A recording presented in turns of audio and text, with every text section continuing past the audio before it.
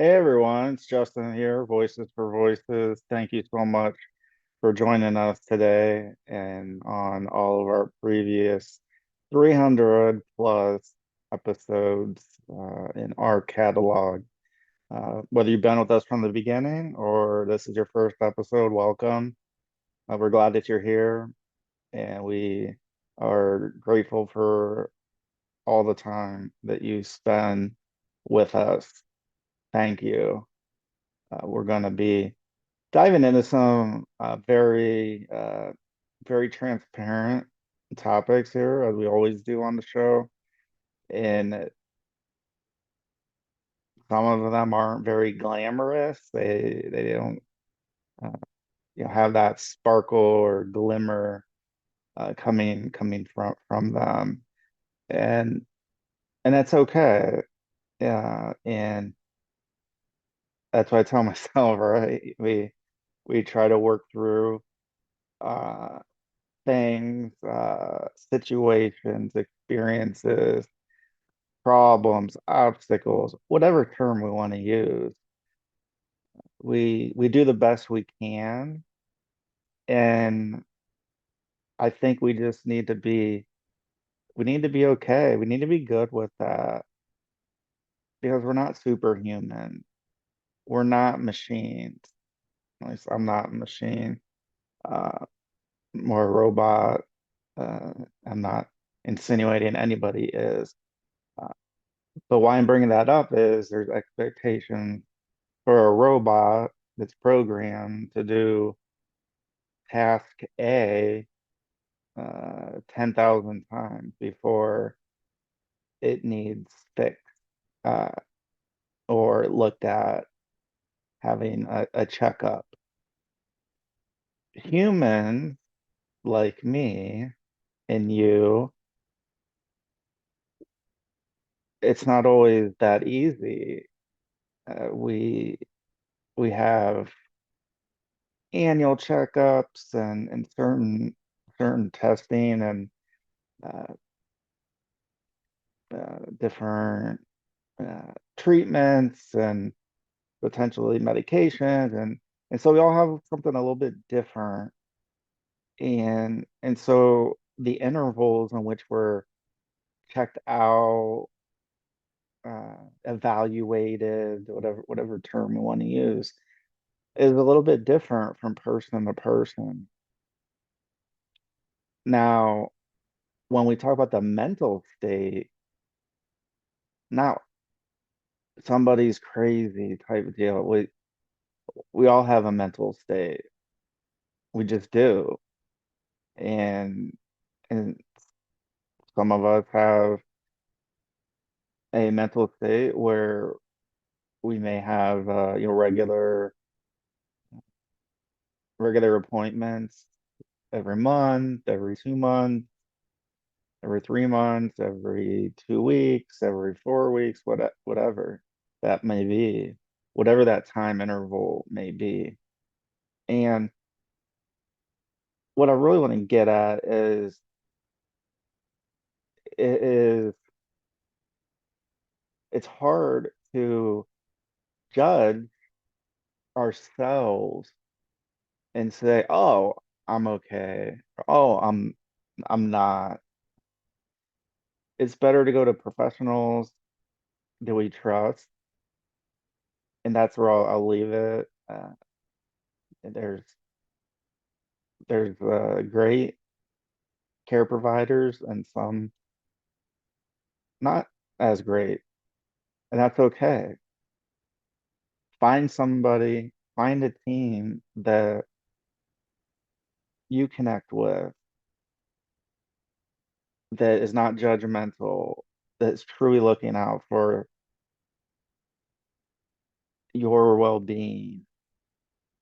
And I think that's really what we strive for with trying to find a little bit of balance in our lives when it comes to those things. Because right, we're gonna have these peaks where it's gonna feel like we're at the top of Kilimanjaro, and then we're gonna have these valleys where it feels like, oh my gosh, how am I ever going to get out of this situation? Or how am I ever going to get back to even, get back to level ground?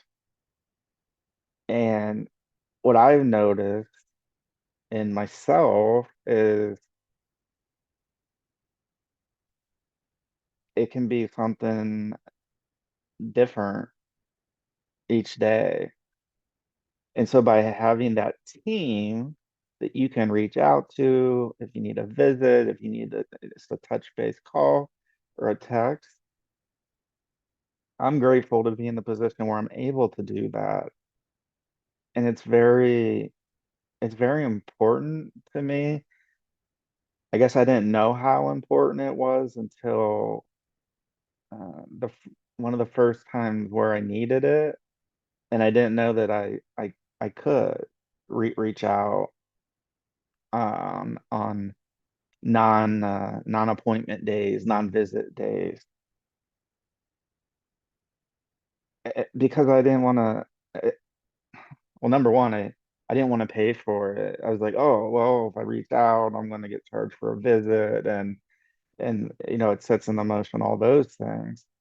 But then secondly, especially if we're talking about a weekend, because remember, our minds, our bodies, our spirits, they don't just operate on, certain hours of the day or certain days of the week or certain times of the year. It's a 24/7 thing, even if, some of that time is spent resting. And and so when I was able to find that out, it gave me a little bit of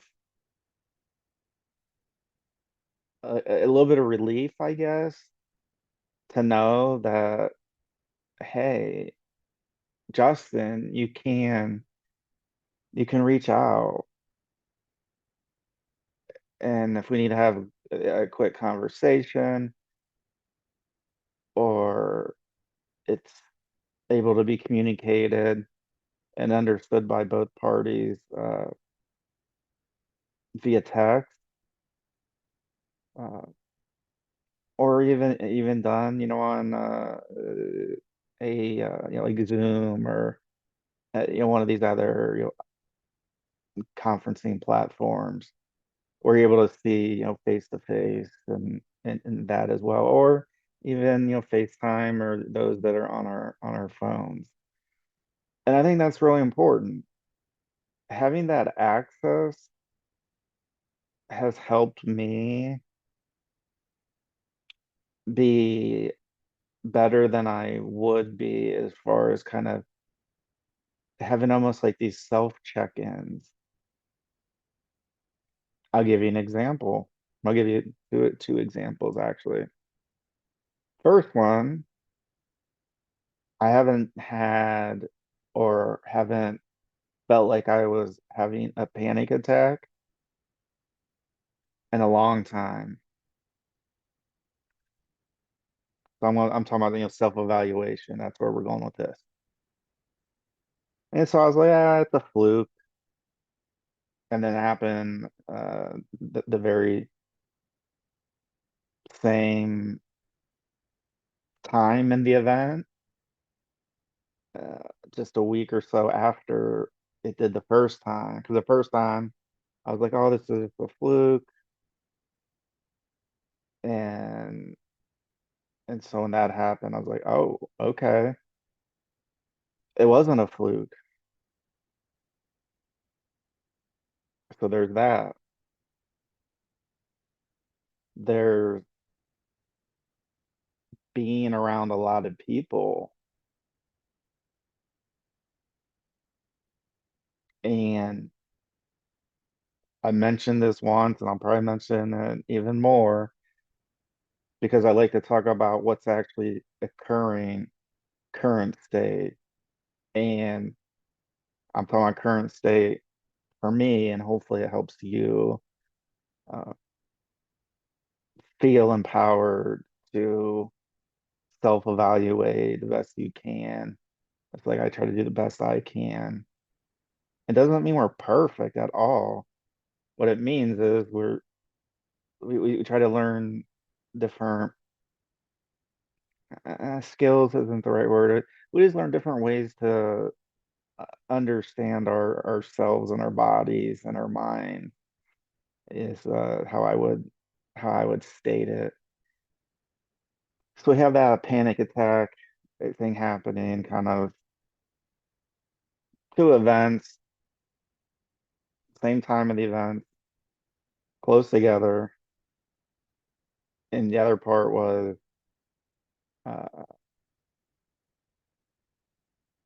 they're both with large groups, and having voices for voices as an outlet, and not only having others share their voice, but this is huge for me to be able to even share this way, and I hope to help at least one person. And so I'm talking about my mental health. Again, there's a ton of other podcasts and TV shows out there. If this isn't for you, no harm, no foul. Go ahead and find another one or check out another one of our episodes. But this is about real life, real experiences, real events. And so the panic attack thing happened. Then the second thing, I'm trying to correlate, when did these happen? Are there certain similarities? So the first was the panic attack at the same point of the event, back to back times going to it. Then the second part was they were both around lots of people and having this show and having just so grateful to have teaching students, over 1,000 undergrad, graduate level students in the universities. Uh, One in particular, I'm not gonna name them at this time. And other opportunities where I'm able to share my experiences again to try to help. That's what it's about. And I'm able to do that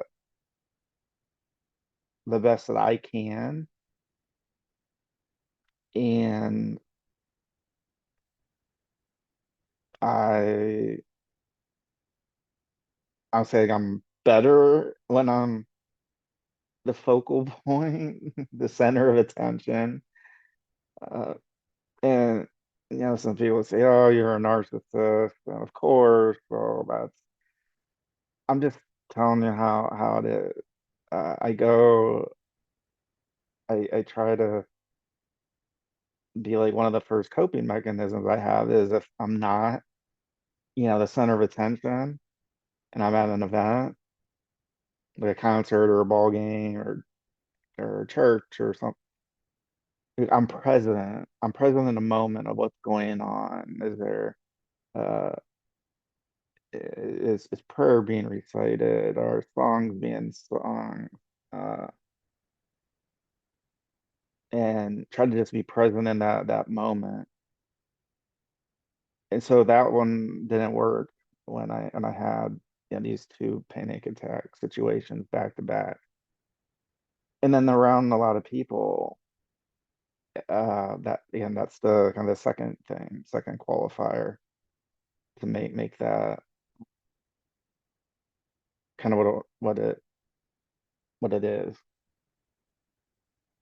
And so really the third thing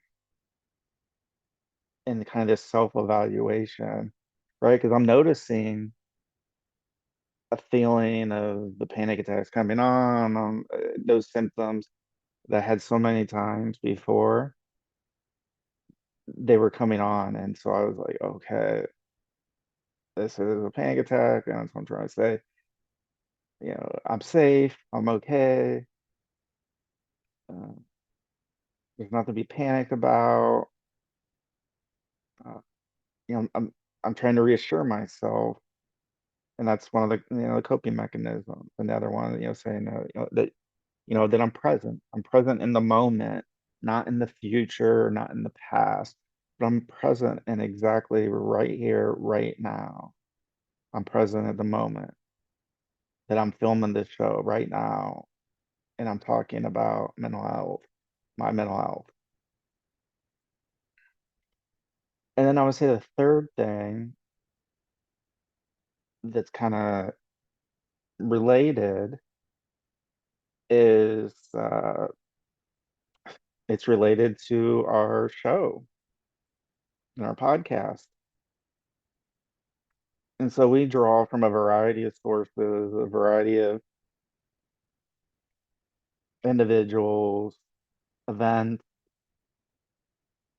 experiences, current events, past events, future events. So when it comes time to film this episode, or when we go into the TV studio and we film 5 or so episodes in previous months, so every filming session it's so different because some of them are solo, some of the have in-person guests, some have one in-person guest, some have two in-person guests, some have uh, one person or more on Zoom on the screen, and so we're doing this the virtual thing, and and so when it comes time where I'm in or getting close to the week, the let's say 3 to 4 days prior to when a filming session is in a TV studio is to take place, right? Because like if something comes up and I'm near the computer and near the camera and microphone, I'm able to do things quick, right? It's able to be the episode's able to come together quick and a short amount of time. Whereas when we have the TV studio episodes, there's a little bit longer of a lead time. What does that mean? That means we film live in the moment, but each show airs in the future. So that means that the guests, the topics, the events, the sensations, the emotion, all those things in the TV studio episodes are going to be in the future. So, for instance, we've had guests who have written books. And I remember our episode with Ramona Robinson. Go check it out. She was a TV anchor, news anchor in Northeast Ohio. Uh, she broke so many barriers and she was so gracious to come on our show. And we were doing an NT studio episode with her, and her book was finished, so she knew when it was gonna, she knew it was done, but the publisher said we're gonna launch it on a future date. So we were able to schedule so that either the book, I can't remember if the book came out on a Wednesday.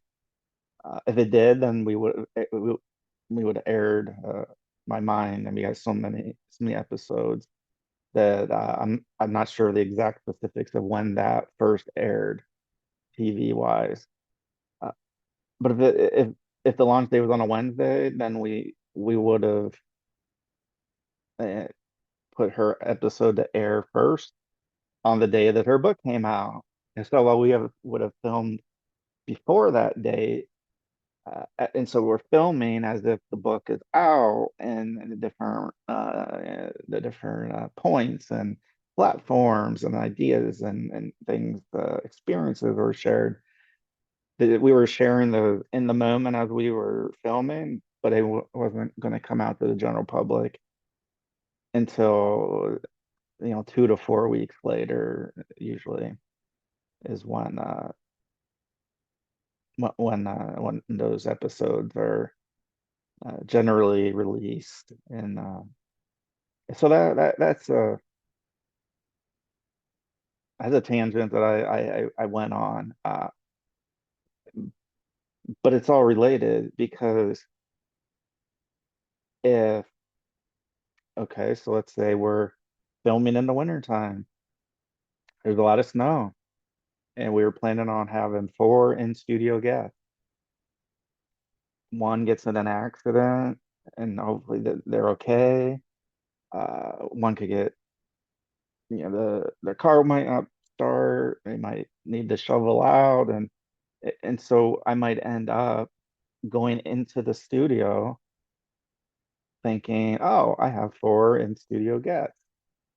I get to the studio and I'm getting messages, one thing or another, and it's okay. We want safety and health and security for everybody before uh, the show. I mean, the show's important, but we need those things, that Maslow's hierarchy of needs, that base.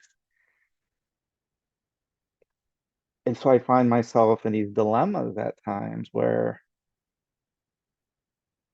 that day, in that moment, have the studio for a certain amount of time, and we need to put episodes out.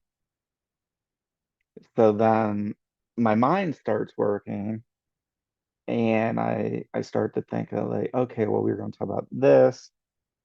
Maybe I can modify and talk about this and integrate it with this other idea. And so these things are going on in my head. And this is when I talk about like we all have a mental health.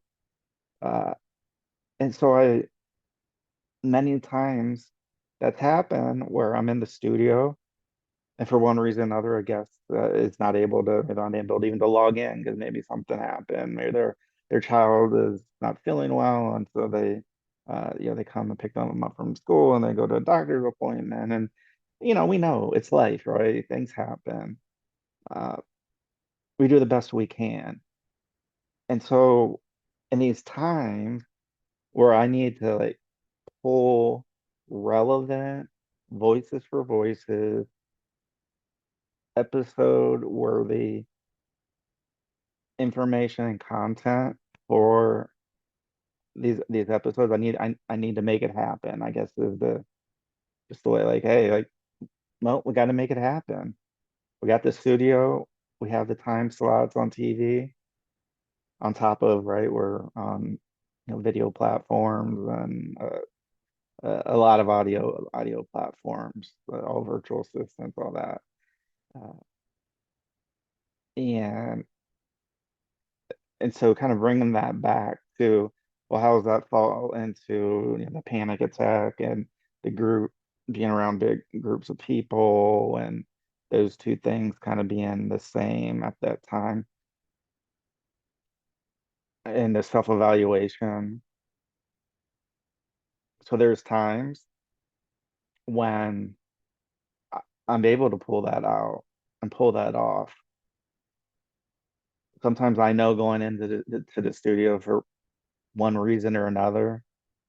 Usually it's a cancellation, vacation, unexpected things. And so what I try to do is I try to have ideas and thoughts of episode content, have a list, or that I'm able to go to, kind of to put in if I need to.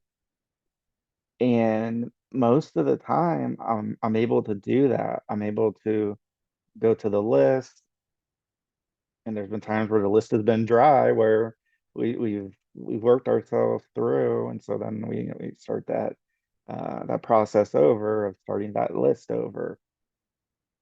And so there's times when we haven't started the list over, and the closer we get to in studio filming, my mind just isn't working in the same speed, the same way, than other times. And so self-evaluating when that happens that means that my brain is overloaded, let me say. So too many things going on that I'm not able to, that I don't have the proper amount of brain space, bandwidth.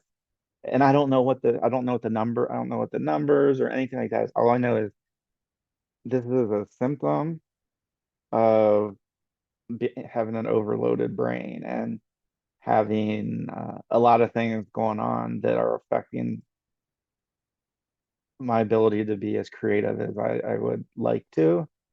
Not only that I would like to, but that, like I said, a majority of the time, I- I'm able to, I'm able to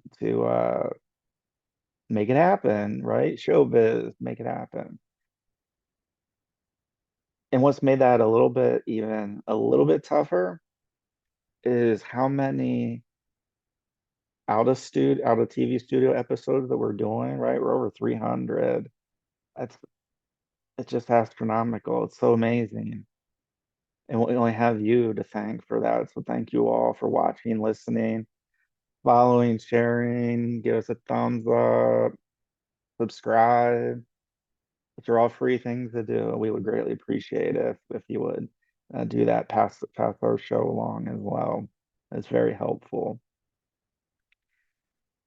And so those times where it's like you're reaching in your mind, like, okay, and then you keep saying like, okay, okay, and then thinking like, when's the idea gonna come? When's the idea gonna come? But having this astronomical amount of episodes in our catalog, we do a fair amount of out of TV studio episodes. So there's a lot of episodes and a lot of content that we sometimes already cover or recover part of it with an episode like this, where we're not in the TV studio at this particular moment. And and that's not just it. So then I can't chalk it up to, oh well, Justin, we're doing a lot of these additional episodes out of studio, and so that's the reason why. So that's what's, I guess, taking my brain, the space in my brain, having like a pie chart and having 100% of taking that 100%, and there's just no wiggle room. Just there's no space like there was before. And then I also say this, so that could be a contributing factor, but it usually isn't. What do I mean by that? I mean that there's been months in studio in TV studio filming of episodes where we're doing a lot of out of TV studio episodes, and so right, that content has already been shared, uh, and yet I can still go into the TV studio and if need be, uh, kind of have to be ready for anything. Have to be ready if all the guests show up. You got to be ready if none of the guests show up. Got to be ready if all the guests log in. You got to be ready if none of the guests log in. And that's just the way it is. And I've just gotten used to it. And so there's been months recently where I've been able to go, oh, I want to dig a little deeper on this particular topic. But when it gets to the point where a couple days before the in studio filming, things are like fuzzy, and again, the open headspace is what feels like zero. And then getting to the studio and having the same thing. And so that's what I'm talking about, mental health. It relates directly to this show. It results directly from me of real life panic attacks, being I don't know if it's called agoraphobia, something about being around, large groups of people, uh, and and and so it kind of comes with that, if I'm the one presenting and sharing, then I'm okay because I know what I know what I want to say or what I want to convey. And then those other times when I'm just a participant or just being present in an audience in a classroom, wherever, on an airplane, on a train, a bus, uh, monorail. We're talking about Disney World and that. And so those are real things. And so when I talk about this self-evaluating, that's what I'm talking about. I'm talking about, so this is recently, number one, panic attack, feelings close to them, back to back attendances to an event happen around the same time, that around a lot of people. That's two things. And then the studio having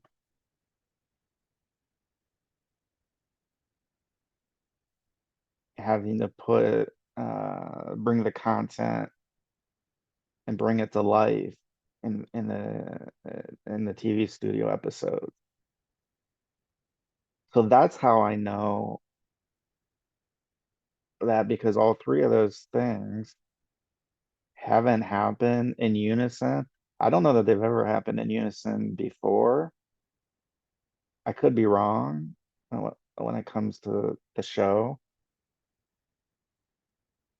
but that's the self-evaluation of just recognizing that, saying, okay, well, this happened. Is there any similarities? And so I've been able to, in different settings, be able to identify these three things. And so I know that I'm overloaded. That's okay. It's okay to be overloaded. And I'm not tooting my own horn, but I'm happy that I was able to identify those so that when I go to, my regular scheduled visits, mental health visits, that I'm able to share these things and talk about them. And that's what being upfront with any practitioner, whether it's no matter what kind of doctor it is, whether it's, the mental health, psychiatrist, therapist, combination, medical doctor, orthopedic doctor, you get what you put in. And I put everything in. And I'm continuing to do that, not only with this organization, Voices for Voices, and our TV show and podcast, our organization as a whole,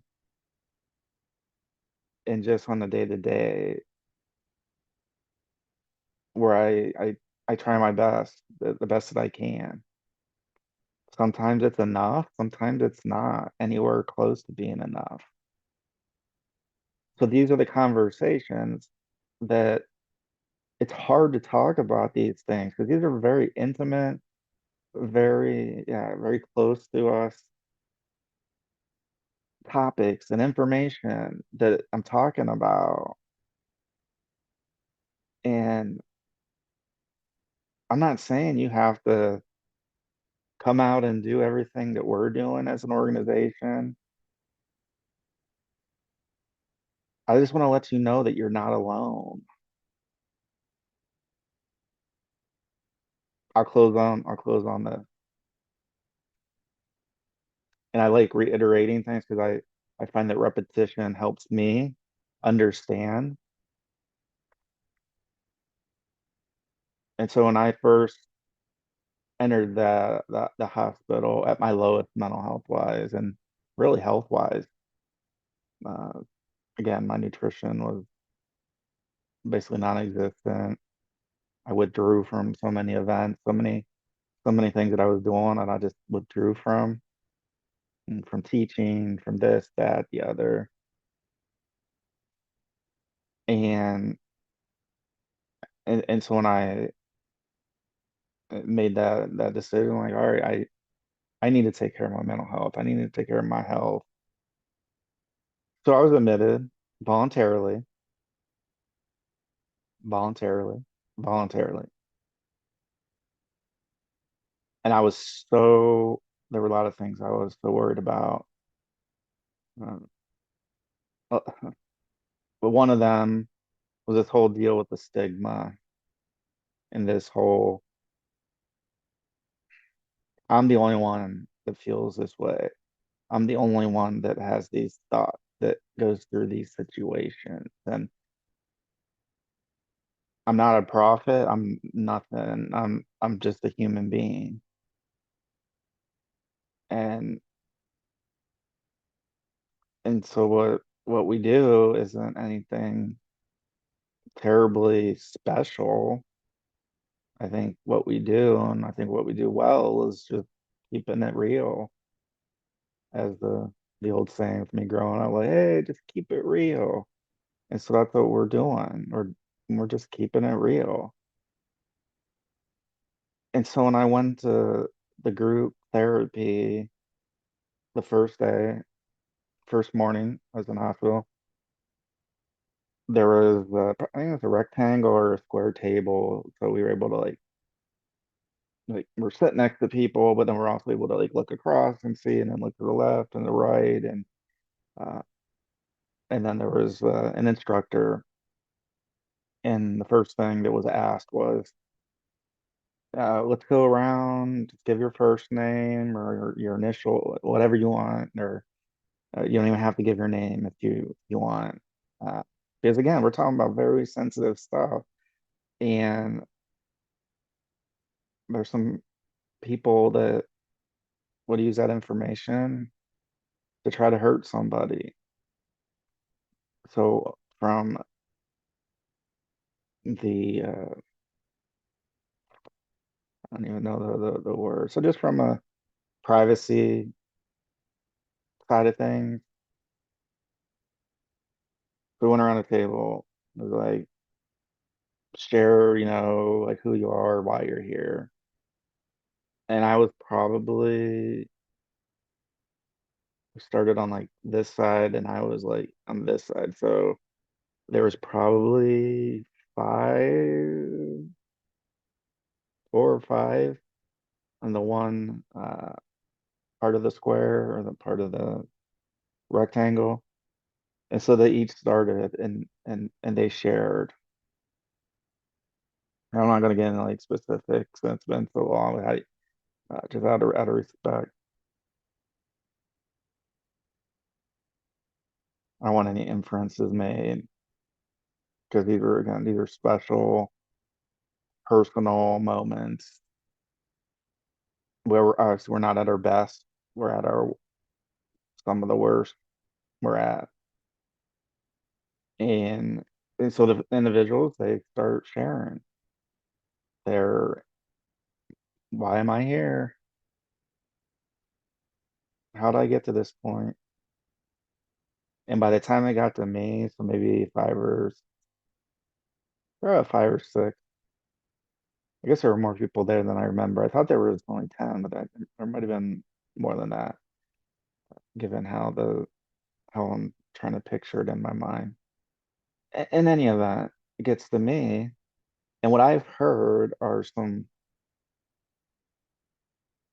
very tough experiences. And I was thinking as each one of them was sharing, oh my gosh, they're so brave to be talking about this and being here.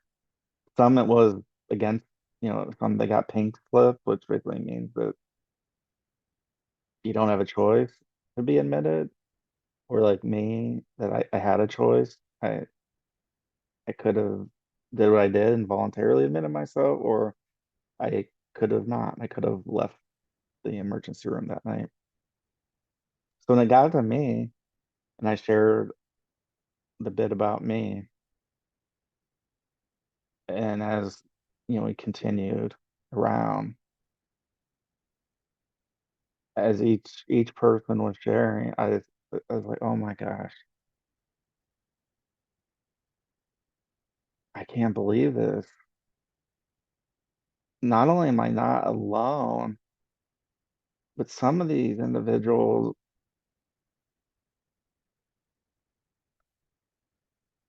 were in, I'm sorry,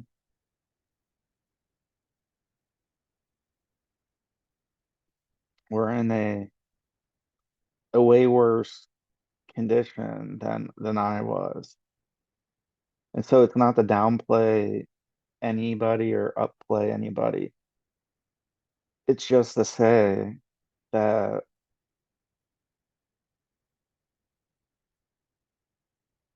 that was the true moment where I didn't just believe the saying of like, "Oh, you're not alone," and people are like, "Oh yeah, that's," yeah, and people say that all the time, and what's that mean? And that moment is when, or those moments are when I is like, I'm not alone. We all, not just the folks in that room in that wing of the hospital,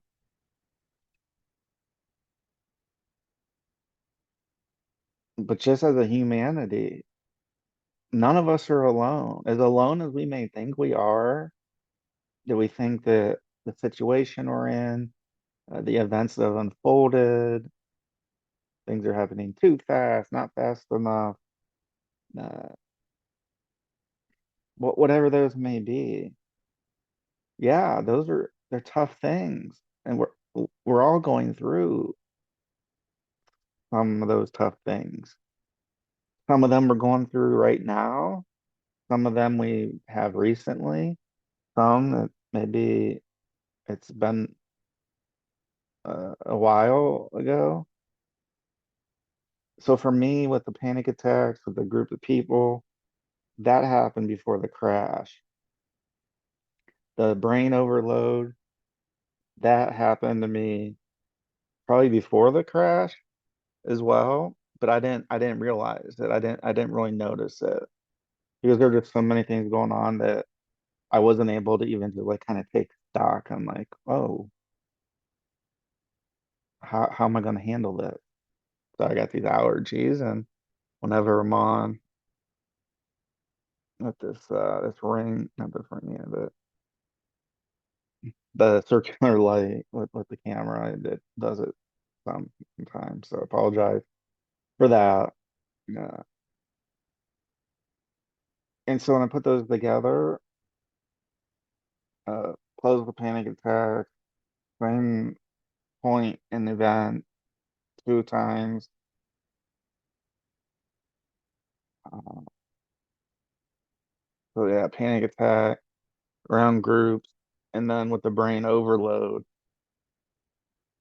And the shows is where I'm noticing it. It's happening in other places, but I'm noticing it more when we're filming these not all of them, but some of these shows where I'm like, oh,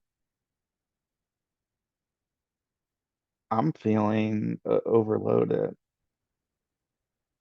And so number one, it's good that me, you, whoever is able to kind of self-evaluate and take, I don't want to take, not a, I don't want to say a mental note because our brain's already overloaded. But, maybe do a note on a notepad, on our phones, on a old school notepad where you actually write with a pen or pencil, or you share with somebody and have them write it. Uh, and then that brain overload, these things are real, And I go back to the very beginning of this show. We're not robots. We're not machines. We're human beings. And so be it if a machine or a robot can do all these things. That's great. But our humanity just wasn't, that's not what we were meant to do. Is to just keep continuing to do more and more and more and more and more and more and more. Yeah, eventually our bodies reach a breaking point. And I guess I just want to say I'm lucky that I was able to self-identify those three areas. There's others, but those were the primary ones. And then I was able to share with my mental health practitioner, and we were able to have an action plan out of there. And so I know I'm not alone. I'm not the only one going through lots of newness, a lot of things that we have control over, some things we don't as much. That's okay. I'm just gonna keep being me. Our organization's gonna just keep being voices for voices. We are so grateful and humbled and all that you're with us, you're watching, you're listening. Public servers, private servers. It's just incredible. It really is. And I got goosebumps talking about it because it's just so, I mean, it is. It's humbling. We want to make an impact, positive impact for the rest of the days we have on Earth and leave a legacy so that this continues, this Voices for Voices movement, where we help people in one way or another. It may just be, wow, he's talking about this. And it might just be something small. Maybe it's just a little confirmation, like, okay, yeah, we're all gonna get down from time to time. Some of those times are longer, some are shorter, some of the positive, good, great times are more than uh, the others. But just know, again, you're not alone, I'm not alone, and we are not alone. So thank you for joining us on this episode of the Voices for Voices TV show and podcast. Again, if you give us a huge big thumbs up, subscribe, like, share, follow, comment, pass along the show. We're trying to help 3 billion people over the course of my lifetime and beyond. And I can't do it on my own. Our organization, our volunteers, we can't do it on our all of our own. And we would be just so grateful as we already are for you joining us, whether you're watching or whether you're listening. And check out our social media posts because you can also, maybe you're watching or listening one of these episodes like this, and then you might think, well, I don't want to have to be on Spotify or Apple and that. Well, you can watch us on your browser. You go to voicesforvoices.org/podcast. That's voices, FOR, voices.org/podcast. And you can watch or you can listen to all of our episodes are out there. And the one of the best things about it is the newest episode, the freshest content is right there at the top. So you don't have to scroll down. You can, if you want to start at the beginning or see what other episodes we have in the catalog. But just know that that's free. It's available. You don't have to have an app. You know, you can if you're on your laptop, your netbook, your iPad. You don't have to go into Apple Podcasts or any of these other, iHeart. You can, and we encourage you to use whatever platforms best suit you. But if you don't want to use a platform every time, maybe alternate through a few. That's what I do. That's what I find myself doing. I find myself alternating and just it depends. Am I mowing the yard? Uh, am I working on a project and I'm gonna have an episode playing in the background or I'm watching and really trying to understand and learn. Uh, Knowing that I have different ways to do that. Uh, and you can also do that with, right, your virtual assistant. You can say, play the Voices for Voices TV show and podcast, and the menu should pop up with all of the shows and podcasts that we have. So thank you. From me, Justin Allen Hayes at Voices for Voices. We'll see you next time. Please be a voice for you or somebody in need. Thank you. Goodbye.